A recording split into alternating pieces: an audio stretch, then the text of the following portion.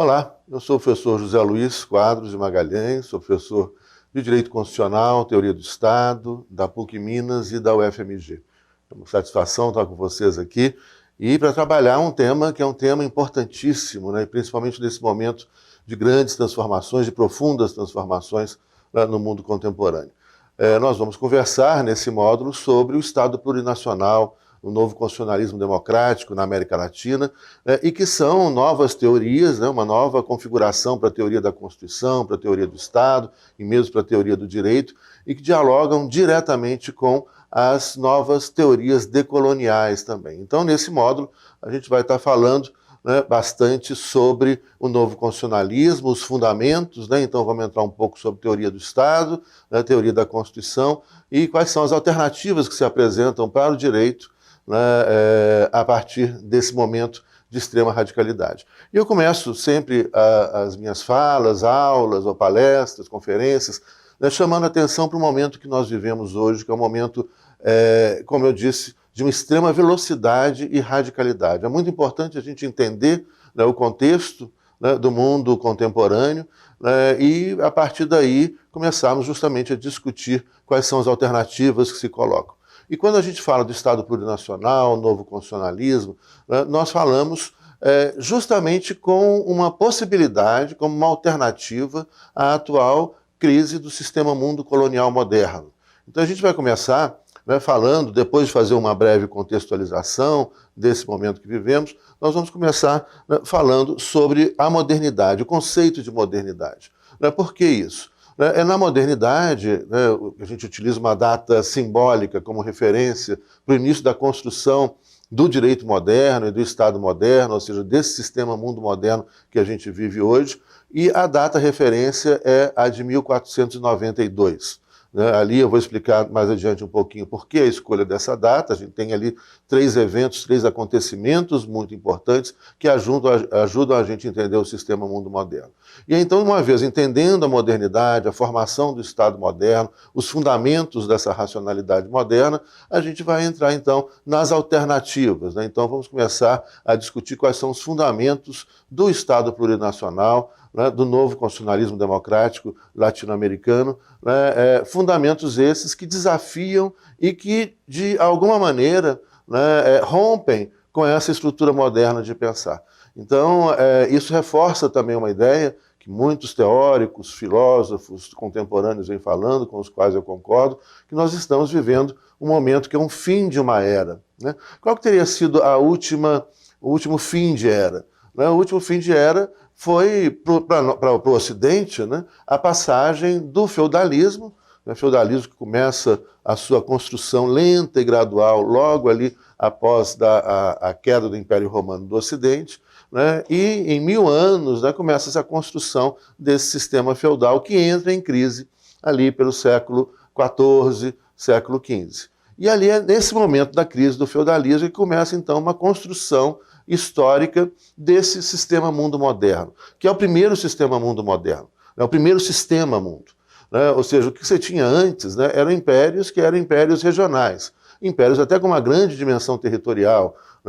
Mais de 2000 anos atrás a gente tem a referência do Império Romano, a questão do Império, e vários outros impérios, Império Bizantino, Império Carolíngio, Império Mongol, Império chinês, Império Mongol que chegou a tomar quase toda a Ásia, o Império Otomano, mas esses impérios, eles nunca atingiram, ou seja, nunca chegou a construir um sistema mundo, ou seja, entender esse sistema como um funcionamento lógico, onde então cada peça, cada estado, cada comunidade tem um papel a desempenhar nesse sistema mundo. Eram todos impérios regionais.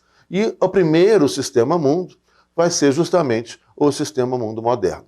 E a referência que nós utilizamos é o ano de 1492. Ali começa, então, essa construção, é uma referência simbólica. É óbvio, gente, que não há um dia, mês e ano para o início do Estado moderno, do direito moderno. É todo um processo lento e gradual, mas que a gente utiliza dialogando aí com autores decoloniais, especialmente o Henrique Dussel, utilizamos essa referência de 1492. Bom, mas antes da gente voltar nesse tema e começarmos a aprofundar na compreensão do que é a modernidade, o que é o Estado moderno, o direito moderno e depois para discutirmos sobre a sua superação, né, vamos então falar um pouco do momento que a gente está vivendo.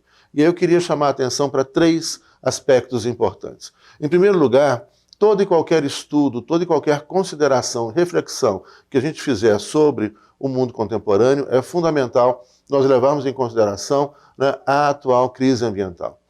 É muito séria e ela é muito pior, né, do que a gente podia imaginar. Recentemente, né, aparecem alguns movimentos, algumas falas negacionistas. Minha opinião é de que não há aquecimento global, não há crise ambiental, mas isso, né, não é questão de opinião. Né? Isso é ciência, é comprovado, existem pesquisas e mais pesquisas, né, realizadas em grandes universidades pelo mundo afora, né, que demonstram a gravidade da crise ambiental. Né? Então esse é um primeiro ponto fundamental. Né?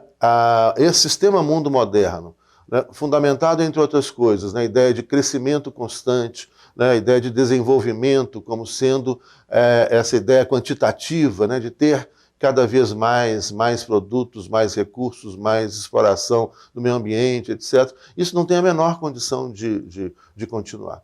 Né? E o momento, né, que se vive a partir de 2020, né, com a pandemia global e os reflexos gravíssimos da economia, né, é apenas mais um dado, né, e mais um alerta para que a gente, então, mude a nossa postura, mude a nossa relação com o ambiente, com o meio ambiente. A pandemia ela decorre, né, justamente dessa destruição ambiental, a destruição de habitats naturais, né, onde animais selvagens não têm mais aquele habitat para morar, né, e começam a invadir outros espaços, inclusive espaços urbanos, né, levando vírus, né, bactérias, levando doenças. É importante lembrar que o vírus em si, né, não é algo nem mal nem positivo, né, 8% do DNA humano é de formato de vírus, não haveria evolução, transformação, né, a chamada evolução das espécies de Darwin, sem a presença dos vírus, mas os vírus vão causar reações distintas em animais diferentes e em pessoas diferentes, em seres humanos diferentes. Né? A gente está vendo isso também. E muitos vírus podem matar, muitos vírus podem transformar, e muitos vírus podem até conviver, né, pacificamente dentro do nosso organismo, né, durante muito tempo.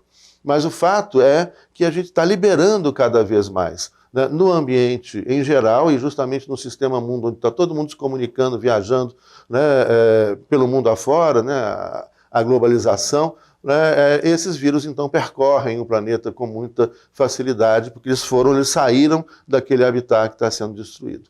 Isso também é um alerta muito importante, né, quando a gente fala com relação à Amazônia. Né? A destruição da Amazônia, a continuidade, e não só a continuidade, mas o aumento da destruição da floresta, significa justamente isso. Destruição de habitats naturais, com isso, né, animais selvagens, né, deixam aquele habitat, levando também vírus e que poderão trazer mais doenças. Então esse é o primeiro elemento que a gente precisa pensar em qualquer consideração que a gente for fazer com relação à ciência, né, ao nosso campo, que é o campo das ciências sociais aplicadas, né, e, portanto, à economia, ao direito, né, e a outros campos do conhecimento. Ou seja, o planeta, né, e o que nós fizemos com o planeta, né, hoje, né, nos dá um checkmate. Não é mais possível continuar vivendo como nós vivíamos antes. E aí uma questão muito interessante para a gente pensar, muita gente fala em volta da normalidade, né? Não tem como voltar à normalidade, ela não existe mais, e mesmo também não é desejável que se volte à normalidade, né? Uma vez que foi aquela chamada normalidade que nos trouxe até esse momento. Né? E se a gente insistir em continuar dessa maneira, virão outras pandemias e virão outras, né, consequências graves, né, para nós, seres humanos. Um segundo aspecto importante também para a gente considerar no contexto contemporâneo, né, é que também é um momento de mudança de hegemonias. Né? A gente está vivendo hoje o que nós podemos chamar, e é um conceito importante para ser estudado, né, que vocês encontram livros, né, sobre esse tema. Recomendo aqui a leitura de um livro que chama Engenheiros do Caos, né, do Giuliano da Empoli. Nesse livro vem uma explicação, né, hoje do que nós estamos vivendo, né, que são os vários mecanismos de guerra híbrida. Né? O que é a guerra híbrida? A guerra híbrida, e a gente está vivendo, né, o que nós podemos chamar de talvez uma terceira guerra mundial híbrida. Né? Não é aquela guerra que ocorria com tanques, exércitos, etc., mas é uma guerra que é uma guerra econômica, uma guerra comercial violenta entre China e Estados Unidos, né, uma guerra econômica, né, que entre os BRICS, Rússia, China, Índia, né, e Estados Unidos e União Europeia, né, uma guerra ideológica, né, pela dominação, né, das cabeças das pessoas, né, é uma guerra psicológica também, e hoje a gente pode falar, principalmente a partir do uso dos algoritmos, né, de uma guerra de afetos. Ou seja, e esse livro que eu mencionei justamente, Engenheiros do Caos, ele trabalha e explica para a gente de uma maneira muito clara o que representa essa guerra de afetos. Ou seja, esse ódio que a gente está vendo, né, tomando conta de muita gente pelo mundo afora, inclusive no nosso país, nos Estados Unidos, na Europa e por aí afora, né, ele é propositalmente causado. Ele não é uma coisa por acaso, né, e ele é causado com mecanismos, como um mecanismo de guerra híbrida que é explicado nesse livro Engenheiros do Caos. Né, como se utiliza os algoritmos, né, e aí a inteligência artificial, né, que é um dado, né, muito importante que a gente tem que levar em consideração também do mundo para agora, de agora em diante, né, essa programação, esses algoritmos, né, usando a inteligência artificial, ela localiza em grupos de pessoas e em cada pessoa, ela tem a força para fazer isso, né, localiza em grupos de pessoas o que essas pessoas temem, o que incomoda essas pessoas, o que incomoda psicologicamente essas pessoas. Né? Então, só para vocês terem uma ideia do que eu estou falando, com 100 likes que a gente der no Facebook, né, a inteligência artificial, né, ela já identifica a nossa cor, idade, posicionamento político, religião, um monte de coisa. Isso fica armazenado ali. Com 300 likes, a informação sobre nós, né, sobre a nossa vida, né, sobre o que a gente pensa, acredita, ela é obviamente muito mais detalhada. Olha, nesse livro do Juliano da Empoli, ele faz menção, por exemplo, a uma eleição, né, que foi o Brexit, onde a população foi chamada a opinar, né, foi ali um plebiscito, se a Inglaterra, o Reino Unido, deveria permanecer ou não na União Europeia. E aí então você tinha os partidos políticos envolvidos nessa tese, os conservadores eram favoráveis à saída do Reino Unido da União Europeia, enquanto outros partidos eram favoráveis à permanência. E nesse momento, então, você tem uma primeira experiência, né, que foi feita por especialistas, né, naquela época uma empresa, a Cambridge Analytics, mas essa empresa não existe mais, mas a tecnologia existe, está disponível para quem tem muito dinheiro, né, então para os grandes poderes econômicos, estatais, etc., né, e essa empresa, ela comprou informações, Facebook, ou seja, a gente deixa um rastro de informações sobre nós, né, que hoje essas empresas têm acesso. Né, e a gente deixa esse rastro de informações, né, nos nossos e-mails, nos nossos no WhatsApp, né, no Facebook, no Instagram e mais um monte de coisa. Não são 100 informações, nem 300. Né? Nessas eleições, a Cambridge Analytics dispunha de cerca de 4.000 informações sobre quase todos os eleitores ingleses. A mesma coisa acontece com relação à eleição do Trump nos Estados Unidos. Ou seja, com 4.000 informações, a inteligência artificial, né, ela é capaz de identificar, né, a detalhes e a personalidade de cada um de nós.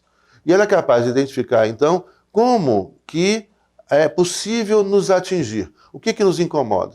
É possível fazer isso individualmente. Né? Isso vocês já devem ter, isso vocês já sabem, toda vez que vocês entram ou baixam um programa, né, no computador ou no celular, né, vocês dão autorização para que entrem nas suas fotografias, as informações sobre vocês dentro do celular, etc. As empresas sabem tudo da gente. Né? E sabendo tudo da gente, o que elas dispõem? Elas vão descobrir como que vai atingir emocionalmente cada pessoa. No Brexit, nesse plebiscito sobre a permanência ou saída, né, do Reino Unido da União Europeia, né, eles utilizam então isso identificando, né, qual que é o temor de cada cidadão do Reino Unido.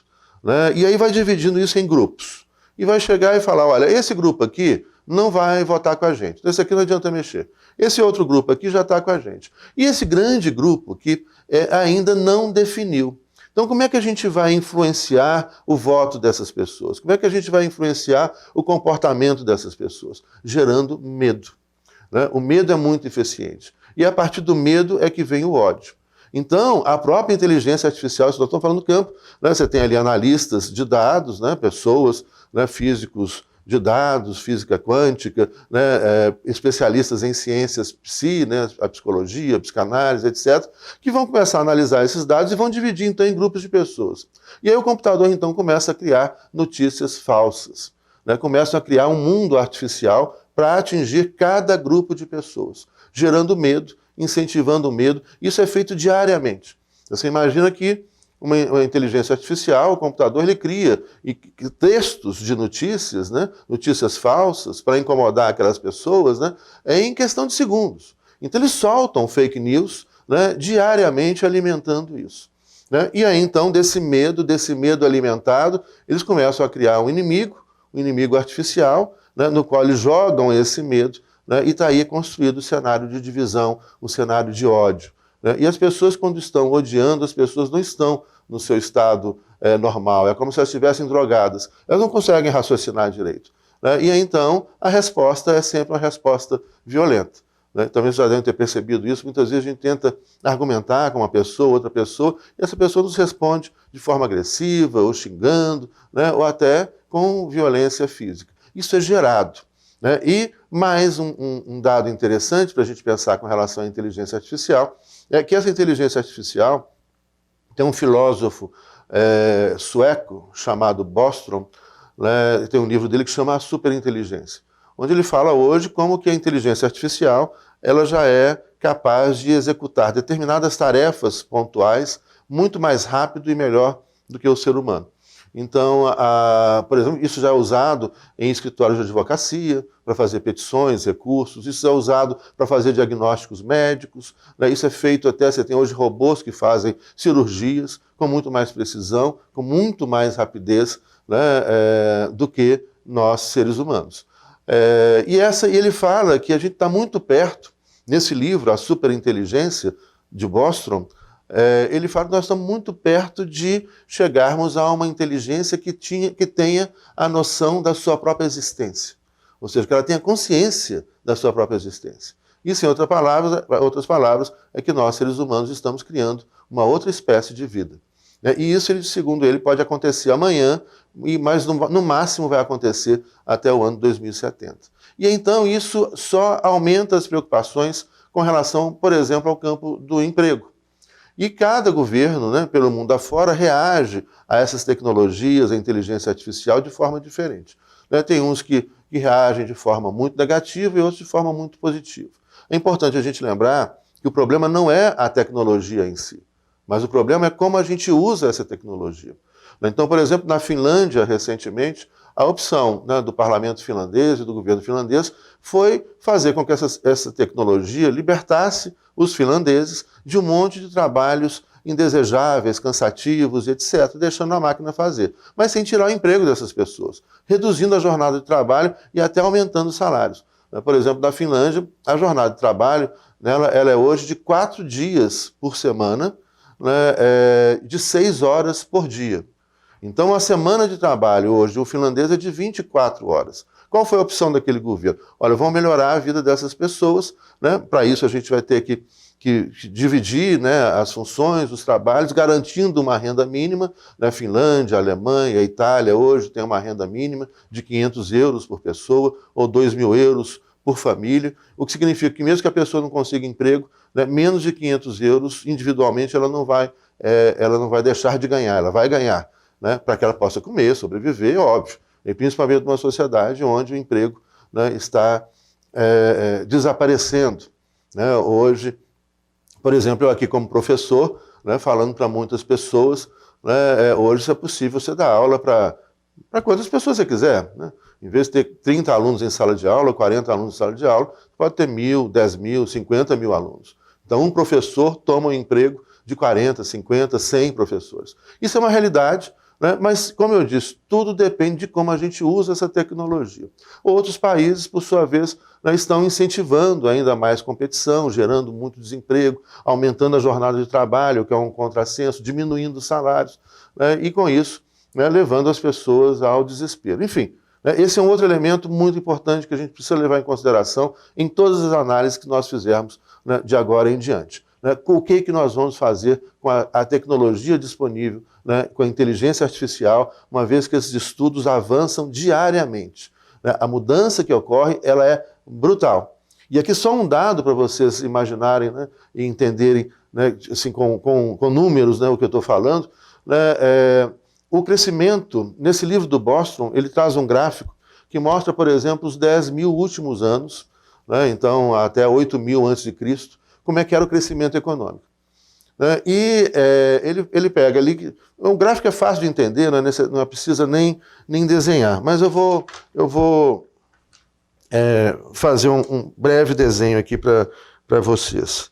O gráfico, ele é bem simples, né, e pegaria assim, cerca de 8.000 anos antes de Cristo até o momento que a gente está. E aí vem uma linha, que é uma linha reta, rente ao chão, que vai crescendo lentamente, passando então aí pelo ano, né, 8.000, 7.000, 6.000, 5.000, né, vai chegando no ano 1.000, e aí quando vai chegando no século XIX, essa linha começa a crescer, e aí dispara, né, no final do século XX, nesse início do século XXI. Ou seja, isso aqui é a velocidade com que a gente explora os recursos naturais, essa é a velocidade com que a gente com que cresce a economia, cresce a riqueza gerada, e essa também é a velocidade com que cresce a população, né, do planeta. Bom, esse desenho horroroso aí, né, vamos tirar esse desenho e voltamos então à nossa reflexão. Mas isso é só uma imagem mesmo para a gente entender a velocidade do tempo presente. Né? Um outro exemplo, né, por exemplo, o uso, né, o consumo de toneladas de cimento. Por exemplo, no século XX, os Estados Unidos consumiram, durante 100 anos, né, eles consumiram cerca de 4.400.000 toneladas de cimento. 4.400.000.000 de toneladas de cimento. Repetindo, foram 4.400.000.000 de toneladas de cimento no decorrer de 100 anos, no decorrer do século XX. De 2011 a 2016, a China ela consumiu 6 bilhões de toneladas de cimento. Ou seja, em pouco mais aí de 5 anos, a China consumiu o que os Estados Unidos demorou para consumir em 100 anos no século XX. Essa é a velocidade em que a gente está vivendo. É a velocidade de crescimento, a velocidade de exploração de recursos, né, a velocidade de uso de recursos naturais, de crescimento populacional e assim por diante. Então, esse é um ponto de reflexão muito importante, gente, que a gente tem que pensar. Olha, não dá para continuar nessa velocidade. O planeta não suporta, o ambiente não suporta. Né? Então, aí nós temos, né, esses elementos que eu queria inicialmente, né, chamar a atenção de vocês, para que a gente possa, então, começar a construir essa ideia do que foi o sistema mundo moderno e aí chegarmos, né, a esse momento de crise desse sistema mundo moderno e pensarmos quais são as alternativas. Nós temos aí desafios grandes para a gente enfrentar, né? Como eu disse, o aquecimento global, a crise climática, né, o uso de tecnologias de ponta, a inteligência artificial, ameaçando, mais do que ameaçando, substituindo, né, diversos empregos e o trabalho, né, humano, e uma guerra, que é uma guerra híbrida, né, que influencia resultados de eleições, que manipula as pessoas, que jogam pessoas contra as pessoas, né, e uma guerra global, né, por hegemonia, onde então vem uma China, como eu acabei de citar o exemplo, crescendo numa velocidade impressionante, né, e do ponto de vista econômico, a China não só alcança os Estados Unidos, como ultrapassa e ganha distância, né, porque ela vem desde a década de 1990 crescendo muito mais do que os outros países. Esse crescimento já foi 16%, 14%, né, hoje vai chegando aí, agora com a crise da pandemia isso caiu, mas o ano passado, por exemplo, foi de 6%, mais do que o dobro da economia norte-americana. Então representa aí também mudanças de hegemonia, mudança na geopolítica, né, global. E tudo isso, então, vem apontando justamente o que nós chamamos, né, e que muitos teóricos e autores, né, chamam de fim do sistema mundo colonial moderno. né? Esse sistema, então, começa a ser construído em 1492, ele vai encontrando aqui a sua crise final. E é um momento, portanto, da gente ter coragem de pensar e de construir alguma coisa completamente nova, né? Então, esse aspecto, eu acho que é um aspecto muito importante, né, para nós levarmos em consideração. Não dá para a gente ficar repetindo as fórmulas antigas, né? Nem os conceitos antigos, né, a gente vai conseguir mantê-los, porque eles não dão mais conta de explicar o mundo que a gente está vivendo, né? Então, por exemplo, quando as pessoas utilizam conceitos da teoria do Estado, da teoria da Constituição, ou da ciência política, né, como, por exemplo, um constitucionalismo liberal, social, socialista, e perguntam, a China, afinal de contas, o que é? A China é capitalista, a China é comunista, ela é socialista, ela é o quê? Né? A China não é nada desses conceitos, né? Ela é uma complexidade muito grande, onde a gente pode dizer que ela mistura um pouco de cada coisa, cria um sistema, né, próprio, e que desafia e que transforma, né, radicalmente a realidade social e econômica, né, e o jogo, né, geopolítico global, né, em relação às hegemonias tradicionais da Europa Ocidental, dos Estados Unidos, né? Então, vamos pegar aí a OTAN, né? Canadá, Estados Unidos e Europa Ocidental, e agora já a OTAN vai incluindo alguns estados da Europa Oriental. Bom, isso posto, então, no nosso próximo bloco, no nosso próximo vídeo, a gente vai trabalhar a formação do Estado moderno. Quais são os fundamentos do Estado moderno, né, a partir de 1492. E vamos fazer menção a quais são os eventos em 1492 que ajudam a gente a entender esse Estado moderno, que agora vai chegando em sua crise, né, e talvez seja a sua crise final. Então, para a gente entender qualquer coisa, também é necessário levar em consideração sempre, eu acho que tem duas perspectivas, né, que são inafastáveis para a gente entender as coisas, né? Uma perspectiva histórica, né, e uma perspectiva filosófica. Então nós vamos buscar aí justamente como que é formado, qual a lógica, qual é a racionalidade desse Estado moderno, né, a partir de 1492, para a gente entender como é que a gente chegou até aqui, e depois, então, nós vamos ver quais são as alternativas estudando o Estado plurinacional e os fundamentos do Estado plurinacional. Até logo.